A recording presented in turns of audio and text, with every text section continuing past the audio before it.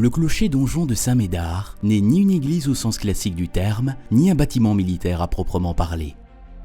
C'est un édifice religieux, certes, mais ce n'en est pas moins un ouvrage conciliant défense active, c'est-à-dire qu'il permet l'envoi de projectiles, et défense passive par l'épaisseur de ses murailles. Les péripéties militaires faisant malheureusement trop souvent de cette paisible terre de forêt, de pâturage et de champs une proie facile et une voie de passage pour les soldats, elles ont obligé bourg et village à se protéger, et ce, dès le XIIe siècle. Surmonté en 1760 d'un clocher, ce donjon fort fait aussi office de tour de guet, car il permet d'observer l'horizon à 360 degrés grâce à ses 28 mètres de haut.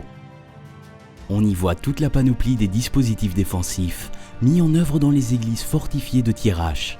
On y accède via une tourelle comportant un escalier à vis. Ne prenant que peu de place, il permet d'ouvrir des portes de tous côtés et à toute hauteur, et on pouvait s'y barricader en cas d'attaque.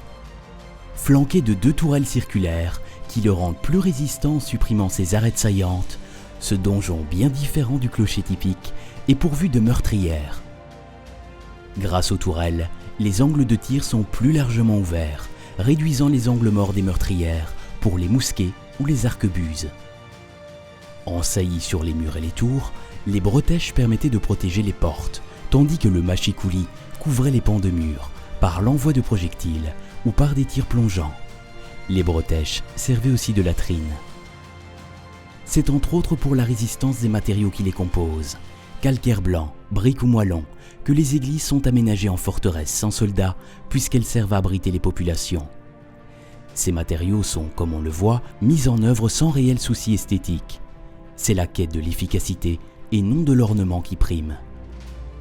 Pour autant, on observe à l'extérieur des motifs de dessin en briques vitrifiées, se démarquant de la brique cuite. Cœur, losange, croix losangée, quadrillage ou autres formes géométriques. Il peut parfois s'agir de la signature des maçons. Enfin, le donjon constitue le lieu de vie pour les villageois assiégés, dans la salle refuge de l'étage, où étaient stockées suffisamment de provisions pour permettre leur survie en cas d'attaque du bourg. Cette salle de style gothique, avec sa voûte d'une hauteur de 5 mètres à la clé, était décorée par endroits de gerbes d'ogives et de culots polygonaux, dont certains éléments subsistent. La salle de refuge de l'église Saint-Médard était aménagée pour assurer un séjour plus ou moins long, dans un certain confort. Cheminée, logette de latrine en encorbellement ou encore placards muraux. La chambre aménagée après coup dans cette salle voûtée est dite chambre carronnée. Elle comportait une fresque. Elle a été allouée au départ pour loger le curé de Parfondeval, Jean de la Grève, vers 1664. Puis, elle sera occupée après 1690 par le sonneur de cloches carronnées.